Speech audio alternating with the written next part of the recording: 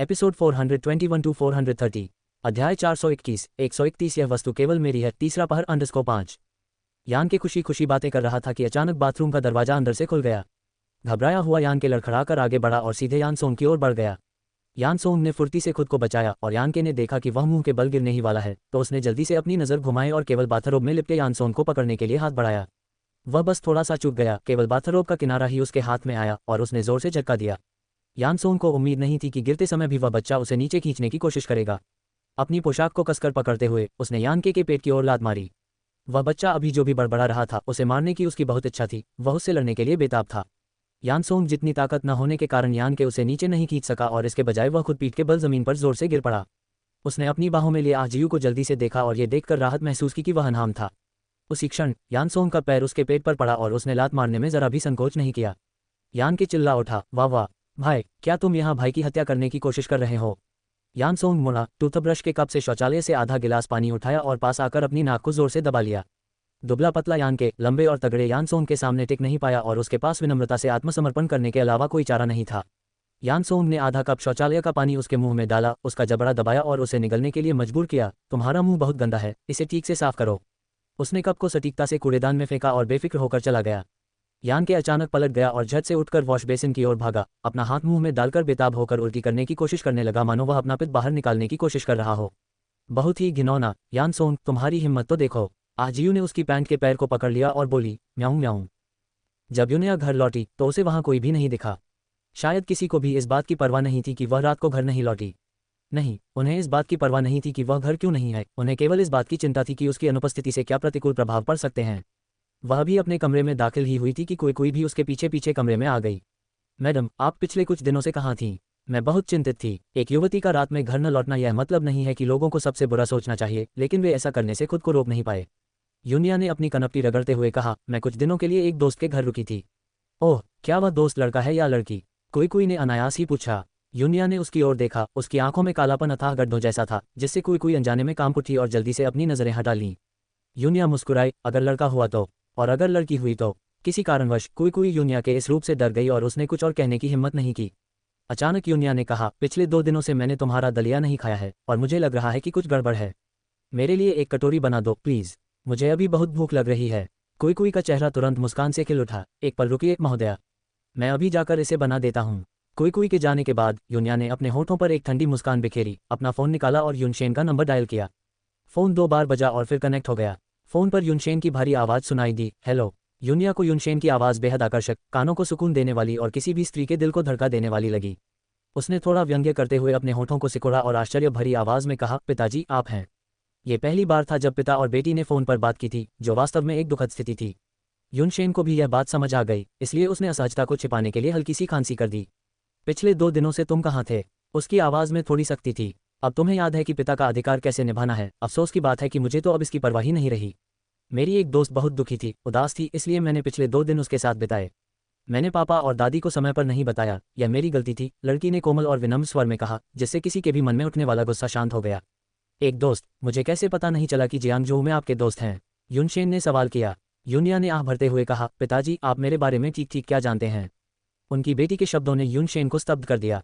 बाद में सोचने पर उसे एहसास हुआ कि वह अपनी ही बेटी के बारे में कुछ नहीं जानता था। दफ्तर की फर्श से छत तक फैली खिड़कियों के सामने खड़े होकर युनशेन ने नीचे बहते यातायात, शहर की हलचल और चहल पहल को देखा और उसके दिल में एक सिहरन सी दौड़ गई। पिछले कुछ दिनों से जब वह घर पर नहीं थी तो उसने अनजाने में ही फ़ोन कर दिया था, और जैसे ही उसने फ़ोन किया उसे पछतावा हुआ और वह खुद से सवाल करने लगा कि वह क्या कर रहा है। क्या वह उसके बारे में चिंतित था? नहीं, भला वो अपनी उस बेटी की परवाह कैसे कर सकता है जिसे वो अपने जीवन के लिए एक कलंक मानता है, एक ऐसी बेटी जिसे वो हमेशा के लिए मिटा देना चाहता है। ये तो दुनिया का सबसे बड़ा मजाक होगा। वह बस ये सुनिश्चित करना चाहता था कि कहीं वह वहाँ मर तो नहीं गई और उसका शव लेने वाला भी कोई न बचा हो। वह उसके खून की थी और भले ही रिश्तेदारी का धागा बहुत ही कमजोर रह गया था, वह इसे नजरअंदाज नहीं कर सकता था। अध्याय 422 131। यह वस्तु केवल मेरी है। तीसरा पहर _6। उसने खुद को इतना नेक कारण दिया, फिर भी जब शांति छा जाती थी तो उस रात रोने वाली लड़की की छवि अनायास ही उसके दिमाग में आ जाती थी। वह वाक्य उसके दिमाग में लगातार गूंजता रहता था, चाहे वह उसे दूर भगाने की कितनी भी कोशिश करे। पापा, इस दुनिया में आपसे मुझसे ज़्यादा प्यार करने वाला कोई नहीं है। बात यहाँ तक क्यों पहुँच गई? यूनिया उसकी सगी बेटी थी, फिर भी वह उससे इतनी नफरत और घृणा क्यों करने लगा था? क्या ये सिर्फ इसलिए था क्योंकि वह उसके घिनौने अशोभनीय अतीत का सबूत थी? उसकी उपस्थिति उसे लगातार उसके पूर्व के बेतुके कृत्यों की याद दिलाती रहती थी। वह तो बस एक बच्ची थी, उसने क्या गलती की थी? स्पष्टतः गलती उसकी थी नहीं, गलती युनशु की थी। अगर वह न होती तो ये सारी त्रासदी न होती और उसे अपनी जैविक बेटी का सामना ऐसे नहीं करना पड़ता जिसके पास कहने के लिए कुछ न हो और जिसका दिल जटिलताओं से भरा हो। नहीं, इसमें उसकी कोई गलती नहीं थी, युनशु की कोई गलती नहीं थी, किसी की भी गलती नहीं थी। तो फिर गलती किसकी थी? उसका दिमाग उथल पुथल में था, मानो कोई तार खींच गया हो और दर्द से तड़प रहा हो। पापा। लंबे समय तक कोई प्रतिक्रिया न मिलने के बाद फोन पर लड़की की कोमल फुसफुसाहट सुनाई दी। उसकी आवाज़ लहरों वाले पानी पर चमकते साफ चांद की तरह, वसंत ऋतु की तरह नर्म, क्षण भर के लिए उसके मन की उथल पुथल को शांत कर रही थी। मुझे माफ़ करना, इस घटना के बारे में मुझसे गलती हो गई। मैं वादा करती हूँ कि अगली बार ऐसा नहीं होगा। थोड़ी देर रुककर लड़की बोली, पापा ज़्यादा काम का बोझ मत डालिए, काम और आराम में संतुलन ज़रूरी है। जब समय मिले तो टीवी देखिए। वैसे क्या आपने आंटी आशियान का गायन कार्यक्रम देखा था? युनशेन ने अपने होंठ कसकर बंद करते हुए कहा, मैंने किया है। युनिया तुरंत हंस पड़ी। मुझे सच में उम्मीद नहीं थी कि आंटी आशियान इतना सुंदर गाएंगी। उनकी आवाज़ ने मुझे पहली बार दिव्य संगीत का सही अर्थ समझाया। पापा, क्या आपको नहीं लगता कि आंटी आशियान गाने के लिए ही पैदा हुई हैं और मंच पर अपनी चमक बिखेरने के लिए ही बनी हैं? इन विषयों ने दोनों के बीच की दूरी को सूक्ष्म रूप से कम कर दिया। युनिया की बातें सुनकर युनशेन को कांग जिनशियान के मंच पर प्रदर्शन करने की याद आ गई। दरअसल उसे कांग जिनशियान के गाने से कोई आपत्ति नहीं थी, लेकिन उसे सहज रूप से उसके सार्वजनिक रूप से इतने ज्यादा दिखने से चिढ़ थी। जहां तक कांग जिनसे की बात है, वह तो जिक्र करने लायक भी नहीं थी। पापा, क्या आप सुन रहे हैं? लड़की ने धीरे से पूछा। हाँ। वाह, कितना अच्छा है। मैंने कभी सोचा भी नहीं था कि एक दिन पापा मुझसे इतनी शांति और सुकून से बात कर पाएंगे। ये तो मैंने सपने में भी नहीं सोचा था। चाहत और उम्मीद से भरी उस आवाज़ ने युनशेन के दिल की बर्फीली कठोरता को पिघला दिया। पापा, मैं अब आपको परेशान नहीं करूंगी, आप अपना काम करते रहिए। कुछ और शब्द कहकर युनिया ने पहल करते हुए फ़ोन काट दिया। युनशेन ने अंधेरी फ़ोन स्क्रीन की ओर देखा। उसकी भौहें थोड़ी सिकुड़ी हुई थीं और उसकी उंगलियां अनायास ही फ़ोन पर अपनी पकड़ मजबूत कर रही थीं। दरवाजे के बाहर से सचिव की मधुर और मोहक आवाज़ आई, राष्ट्रपति युन, बैंक से कोई आया है। युनशेन ने अपना कॉलर सीधा किया और फ़ोन वापस अपनी जेब में रख लिया, फिर जाने के लिए मुड़ गया। वित्तपोषण के लिए बैंक से मंजूरी जरूरी थी, लेकिन बैंक के अध्यक्ष ली किसी कारणवश देरी कर रहे थे। समय सीमा नज़दीक आ रही थी, इसलिए इसे और टाला नहीं जा सकता था। उन्होंने कई उपहार भेजे थे, लेकिन अध्यक्ष ली का रवैया सरासर अनुचित था। इस बार उसे हर हाल में सौदा पक्का करना था। गुरुजी, मैं विमान में चढ़ने ही वाला हूँ। समय मिलते ही आपसे मिलने आऊँगा और तब तक आप और स्वामिनी मेरा स्वागत अवश्य कर लेंगे। आप दोनों को मेरी शुभकामनाएं, आपका छोटा सा शिष्य प्यार और स्नेह के साथ। संदेश पढ़ते ही यूनिया के चेहरे पर मुस्कान आ गई। कोई दलिया का एक कटोरा लेकर आए और उसे खुद यूनिया को दिया, जिसने उसके सामने एक घूंट लिया। कोई की आंखें एक पल के लिए चमक उठीं और उसने धीरे से अपना सिर झुकाया। वैसे दादी कहाँ गईं? मैंने उन्हें नहीं देखा। फ़ोन कॉल आने के बाद वह महिला चली गई। कोई ने ईमानदारी से जवाब दिया।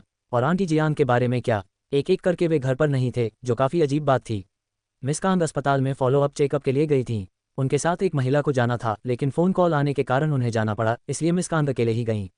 दोपहर तक कांग जिन से लौट आए, लेकिन उसका चेहरा ठीक नहीं लग रहा था। यूनिया ने उससे कुछ सवाल पूछे, लेकिन कांग जिन से बेचैन थी और जल्द ही अपना बैग लेकर चली गई। यूनिया ने अपनी बाहें थोड़ी ऊपर उठाकर देखा। घर में अफरा तफरी मचने ही वाली थी। अस्पताल, उस जगह पर कीटाणुनाशक की तीखी गंध फैली हुई थी, जो मतली पैदा कर रही थी। युनशु ने अस्पताल के कमरे का दरवाजा धक्का देकर खोला और ऊंची एड़ी के जूते पहने हुए अंदर चली गई। अस्पताल के बिस्तर पर एक दुबला पतला बूढ़ा आदमी लेटा हुआ था। उसकी आंखें थोड़ी बंद थीं, मानो वह सो रहा हो। युनशु पलंग के सामने खड़ी थी और ठंडी निगाहों से नीचे देख रही थी। मरीज की हालत बहुत अच्छी नहीं है, कैंसर कोशिकाएं पूरे शरीर में फैल चुकी हैं, उसके पास ज़्यादा से ज़्यादा 1 महीना बचा है। डॉक्टर के कहे शब्द उसके दिमाग में गूंज रहे थे। उसने नीचे देखते हुए अपने होंठ सिकोड़ लिए। उसकी आंखों में ठंडी रोशनी तेज और बर्फीली थी। अध्याय 423, 131। यह वस्तु केवल मेरी है। तीसरा पहर अंडरस्कोर 7।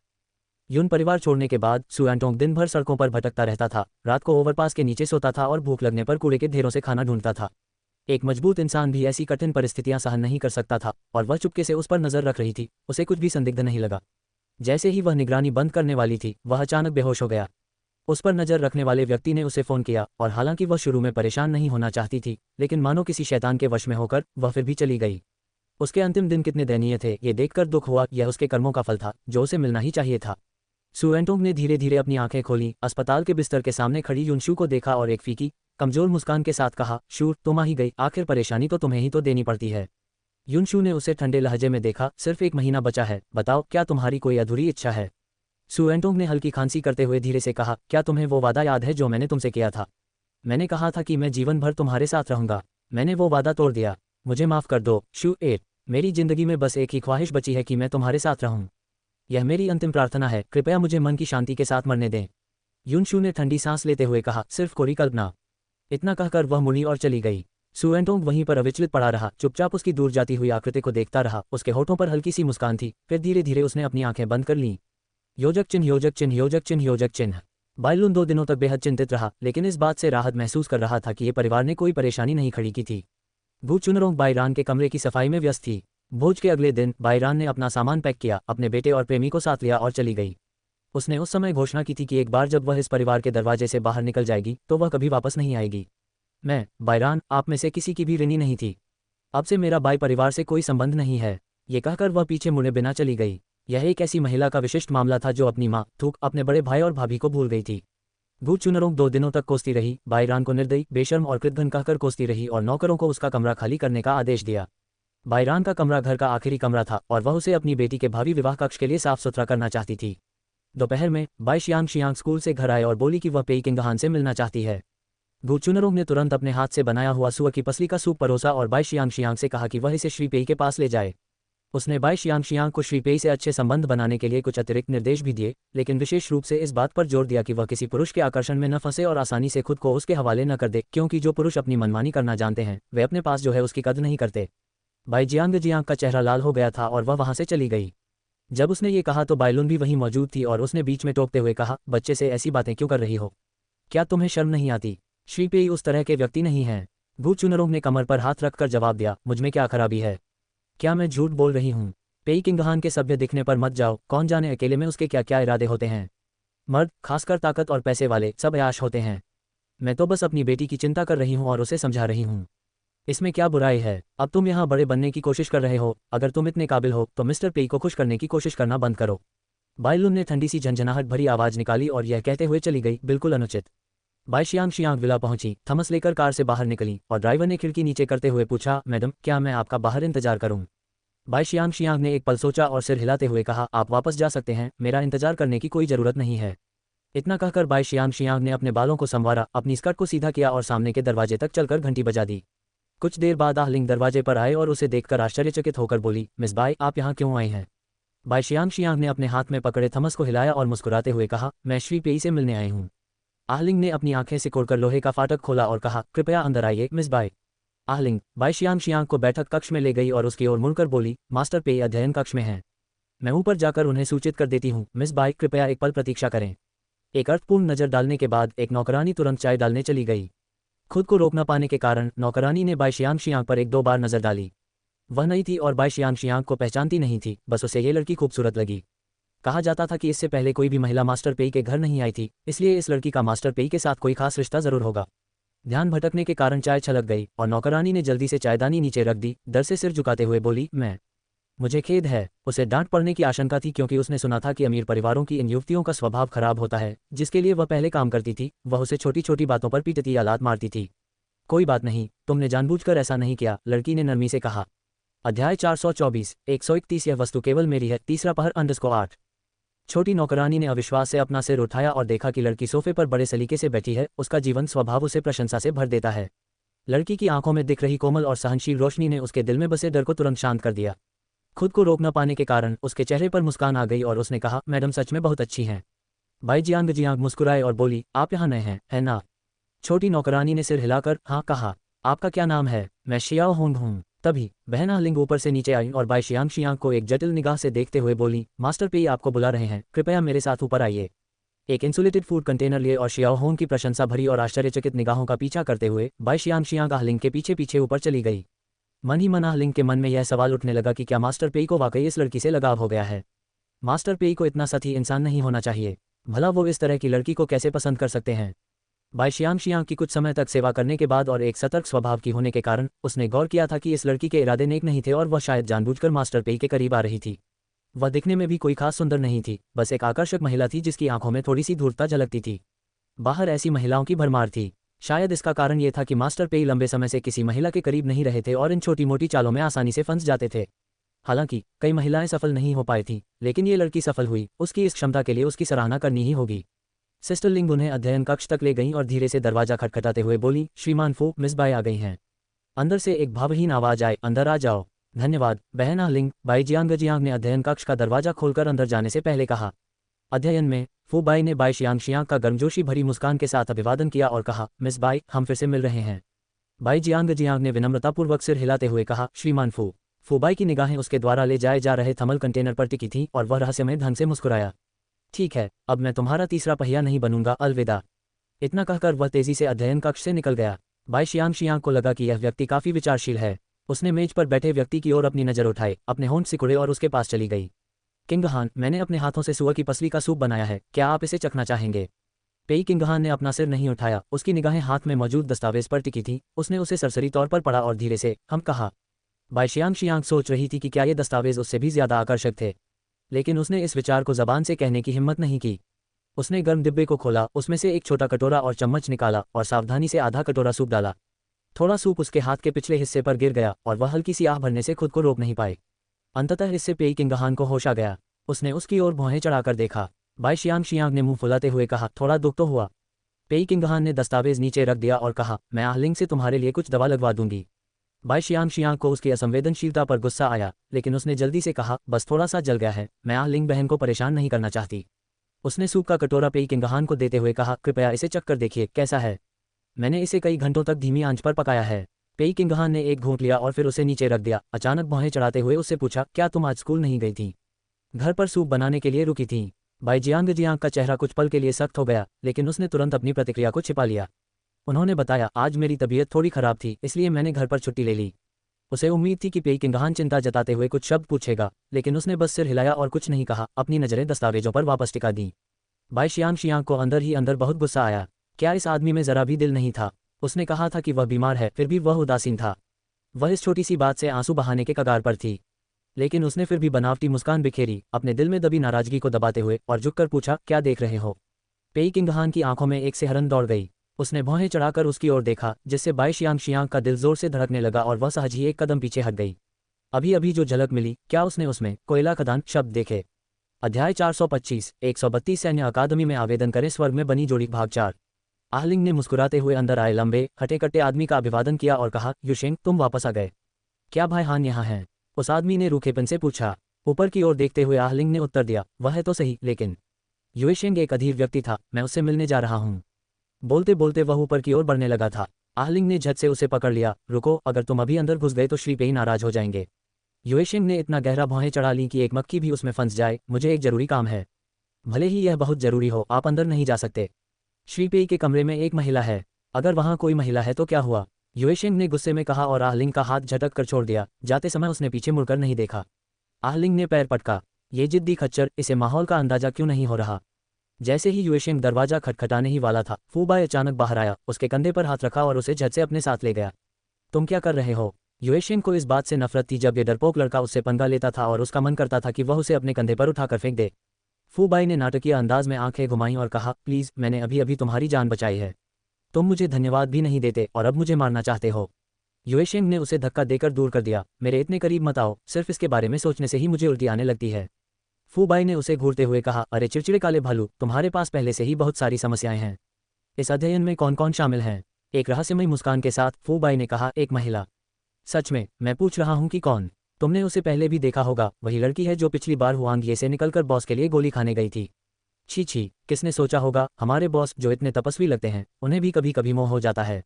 वहां जाकर दखलंदाजी मत करो, वरना बॉस के मजे में खलल डालोगे तो बहुत बड़ा पाप करोगे। युशेंग की भौहें कसकर सिकुड़ गईं, वह बेहद नाखुश दिख रहा था। ये वह क्यों है? आपको क्या लगता था कि यह और कौन हो सकता है? युशेंग को उस महिला से स्वाभाविक रूप से घृणा हुई, क्योंकि उस घटना के दौरान उसने स्पष्ट रूप से देखा था कि भाई हान किसी मुसीबत में नहीं पड़ते। इसके बजाय इस दखलंदाज महिला ने उनके लिए गोली खाने की ठान ली, जिससे भाई हान अनावश्यक रूप से उसके ऋणी हो गए और युशेंग को लगा कि वह महिला पागल हो गई है। युशेंग, जिसे प्यार की समझ नहीं थी, ने सीधे सीधे पूछा, वह अंदर क्या कर रही है? शरारती मुस्कान के साथ फूबाई ने कहा, बेशक, वह बॉस के साथ रिश्ता बना रही है। वह भले ही जवान हो, लेकिन प्यार को संजोना आजकल का चलन है ना? जान बचाने वाले का एहसान भक्ति से चुकाना, वाह वाह, कितना रोमांटिक है। जीवन बचाने वाली कृपा के बारे में ये सब बकवास है। युशेंग ने थूका और फिर भी आगे बढ़ने की कोशिश की, लेकिन फूबाई को उसे रोकने के लिए अपनी पूरी ताकत लगानी पड़ी। इस काले भालू की अक्ल देखकर फूबाई अवाक रह गया। क्या उसे इंसानी भाषा समझ नहीं आती? जन्म से ही कुंवारा है ये। युशेंग बैठक कक्ष में हौंफते हुए बैठा था। आहलिंग जल्दी से उसके लिए चाय लेकर आए और बोली, चाय पी लो, थोड़ा आराम मिल जाएगा। युशेंग ने एक घूंट लिया और फिर अचानक सब कुछ थूक दिया। क्या तुम मुझे जलाकर मारना चाहते हो? आहलिंग ने बेबसी से सिर हिलाते हुए कहा, तुम्हारी आंतरिक अग्नि भड़क रही है। कुछ ही देर बाद बाई जियांग अध्ययन कक्ष से बाहर निकली और नीचे उतरते समय अपने हाथ में एक थमस लिए हुए थी। युशेंग उछलकर खड़ा हुआ और अध्ययन कक्ष की ओर बढ़ा और बाई जियांग के पास से गुजरते हुए उसने उसे गुस्से से घूरा। उसकी नज़रें इतनी भयावह थीं कि बाई जियांग का दिल भय से कांप उठा। कोई इतना क्रूर कैसे हो सकता है? बहन आहलिंग, रसोई कहाँ है? मुझे थमस धोना है। आहलिंग ने उससे वह बात ले ली और कहा, ऐसे काम तो नौकरों के लिए होते हैं। ये कहकर उसने शियाओ होन को उसे धोने का काम सौंपा और बाई शियांग को सोफे पर बैठकर आराम करने को कहा। बाई शियांग ने समय देखा, लगभग 8 बज रहे थे। कुछ ही देर में फुर्तीली जियाओ होंग हाथ में साफ किया हुआ थमस लेकर दौड़ी और उसे बाई जियांग को दे दिया। बाई जियांग ने ऊपर की ओर देखा, तो मैं अब चलती हूँ। आहलिंग ने मुस्कुराते हुए कहा, मैं मिस बाई को बाहर तक छोड़ दूंगी। बाई जियांग ने एक बार फिर ऊपर की ओर देखा, फिर अनिच्छा और निराशा के मिले जुले भाव से वह चली गई। अभी समय था, बहुत सारे अवसर थे। उसने मन ही मन खुद को दिलासा दिया। 10 दिन बाद द मोस्ट ब्यूटीफुल वॉइस के 3 एपिसोड पहले ही प्रसारित हो चुके थे। 10 दिनों से अधिक समय तक चली गहमागहमी के बाद शो की व्यूअरशिप, क्लिक रेट और चर्चा में जबरदस्त उछाल आया, जिससे ये चर्चा का एक चर्चित विषय बन गया। मिंग हान ने अपनी तीखी टिप्पणियों से ऑनलाइन गर्मागर्म बहस छेड़ दी, जो उनकी आमतौर पर आदर्श छवि से बिल्कुल उलट थी। लेकिन यह मानना पड़ेगा कि ऐसा किरदार बेहद आकर्षक था। मिंग हान एक बार फिर सनसनी बन गए। माई जेंग और कांगले की बात करें तो उन्हें कार्यक्रम के सबसे लोकप्रिय कलाकारों में गिना जा सकता है, खासकर माई जेंग को। अपने आकर्षक रूप, बहुमुखी शैली और प्रतिभा के दम पर मीडिया और प्रशंसकों ने उन्हें भावुक संगीत की नई लहर का नेतृत्व करने वाला राजकुमार बताया और वे निसंदेह शो के सबसे बड़े आकर्षण थे। हालांकि कांगले की लोकप्रियता माई जेंग जितनी नहीं थी, फिर भी वह अपनी साथी प्रतियोगियों से काफ़ी आगे थीं। अपनी मनमोहक सूरत और मधुर आवाज़ के कारण प्रशंसकों और मीडिया ने उन्हें एंजल सिंगर का नाम दिया था। अध्याय 426, 132 सैन्य अकादमी में आवेदन करना, स्वर्ग में बनी जोड़ी भाग 4-2। कुछ लोगों के लोकप्रिय होने के साथ ही वर्षों पहले प्रसारित हुए हिट रियलिटी शो माता पिता बच्चे की लड़ाई का जिक्र बार बार होने लगा और जी यून्या का नाम भी कई बार सामने आया। हालांकि मीडिया में आई एक धुंधली तस्वीर के अलावा आज तक उनकी कोई भी स्पष्ट तस्वीर सामने नहीं आई है। ये कहना गलत नहीं होगा कि वह काफ़ी रहस्यमयी हैं। इसी बीच शेन लुओकुई प्रशिक्षण शिविर के लिए मेडागास्कर गई थी और खबर थी कि वह अगले साल के ओलंपिक खेलों की तैयारी के लिए कल की उड़ान से वापस लौटेंगी। ये खबर मिलते ही मीडिया हवाई अड्डे पर सुबह से ही जमा हो गया था, बस जिम्नास्टिक की राजकुमारी के आने का इंतजार कर रहा था। और आज से वार्षिक कॉलेज प्रवेश परीक्षा शुरू हो गई थी। यूनिया स्कूल के गेट पर सुबह से ही इंतजार कर रही थी जब उसने यानसोन को एक काली सेडान कार से बाहर निकलते देखा। उसकी आंखें चमक उठीं और जैसे ही वह उसकी ओर दौड़ने वाली थी, उसने देखा कि जूंग जियू, यान नानमो और यान के भी उसके पीछे कार से बाहर निकल रहे हैं। वह रुक गई और एक पेड़ के पीछे छिप गई। बेटा, परीक्षा में अच्छा करो, ये तुम्हारे जीवन की सबसे महत्वपूर्ण लड़ाई है। तुम्हें कड़ी मेहनत करनी होगी। जुआंग शियू ने उसका कॉलर ठीक किया और धैर्यपूर्वक उसे सलाह दी। शुरू में तुम्हारे तीसरे चाचा ने तुम्हारे लिए सीधे सेना में भर्ती होने की व्यवस्था की थी, लेकिन तुम्हारे पिता और मैंने इस पर पुनर्विचार किया। हमने फैसला किया कि तुम्हें सीधे सैन्य अकादमी में आवेदन करना चाहिए। तुम मेरे बेटे हो और मुझे तुम पर भरोसा है। मैं तुम्हें उन व्यर्थ के रास्तों पर नहीं चलने दूंगा। उसका बेटा इतना प्रतिभाशाली था तो क्यों न उसे सीधे सैन्य अकादमी में सर्वश्रेष्ठ अंकों के साथ प्रवेश दिलाया जाए और उसे एक अधिकारी बनाया जाए, बजाय इसके कि वह धीरे धीरे निचले स्तर से ऊपर उठे। इसके अलावा वह अपने बेटे को अच्छी तरह जानती थी। हर गर्मी की छुट्टियों में वह उसे जमीनी स्तर पर प्रशिक्षण के लिए भेजती थी, इसलिए निचले स्तर के सैनिकों के प्रशिक्षण का उसके बेटे के लिए कोई खास महत्व नहीं था। यान सोंग ने भी यही सोचा था, लेकिन जब उसके माता पिता राजधानी से लौटे और उन्होंने बताया कि यह उसके परदादा की इच्छा थी, तो उसने ज्यादा परवाह नहीं की और सहमत हो गया। अब जबकि उसके माता पिता ने अपना मन बदल लिया था, वह सूचना की प्रतीक्षा करते हुए कुछ और समय के लिए जियांगजो में रह सकेगा। जाओ, अपना सर्वश्रेष्ठ प्रयास करो, यान नानमो ने उसके कंधे पर थपथपाते हुए कहा। उसकी आवाज़ में गंभीरता थी। अपने परिवार का नाम खराब मत करो। यान सोंग एक खंभे की तरह सीधा और अकड़ा हुआ खड़ा था, जो यान नानमो से भी लंबा दिख रहा था। उसका युवा और आकर्षक चेहरा जीवंतता से भरा हुआ था और उसकी चमकती आंखें मोहक थीं। पिताजी, माताजी, मैं आपको निराश नहीं करूंगा, यान सोंग ने दृढ़ निश्चय के साथ कहा। जुआंग शियू का हाथ अपने हाथ में लिए हुए यानके ने यान सोंग को आंख मारते हुए कहा, भाई, मुझे तुम पर भरोसा है। तुम कॉलेज प्रवेश परीक्षा में राष्ट्रीय स्तर पर सर्वोच्च अंक अवश्य प्राप्त कर सकते हो। पूरी कोशिश करो। जुआंग शियू और यान नानमो का ध्यान न होने का फायदा उठाते हुए उसने जल्दी से यान सोंग के कान में कुछ फुसफुसाया। मैंने यून्या बहन को देखा। वह ठीक आपके पीछे 10 बजे एक पेड़ के पीछे खड़ी है। बोलने के बाद वह जल्दी से पीछे हट गया और जुआंग शियू की बाँह हिलाते हुए बोला, माँ, चलो वापस चलते हैं। मैं आज बहुत जल्दी उठ गया था और मुझे नींद आ रही है। जुआंग शियू ने उसे घूर कर कहा, हम तुम्हारे भाई को अंदर जाते हुए देखने के बाद चले जाएंगे। यान के मन ही मन सोचने लगा, मेरे भाई के अंदर जाने के बाद मैं यून्या बहन के साथ कैसे घुल मिल पाऊंगा। हे मेरी प्यारी माँ, कृपया यहाँ दखलंदाजी मत करो। यान सोंग ने अपने होंठ सिकोड़ते हुए कहा, आप सब वापस जाए, मैं परीक्षा कक्ष में जा रहा हूँ। बोलते बोलते वह मुड़ा और तेजी से स्कूल की ओर चल पड़ा। अपने बच्चों को स्कूल लेकर आए कई माता पिता छात्रों के परीक्षा समाप्त होने और बाहर आने तक स्कूल के गेट पर ही इंतजार करने की योजना बना रहे थे। जुआंग शियू भी स्कूल के गेट पर इंतजार करना चाहती थी, लेकिन यानके को यह मंजूर नहीं था।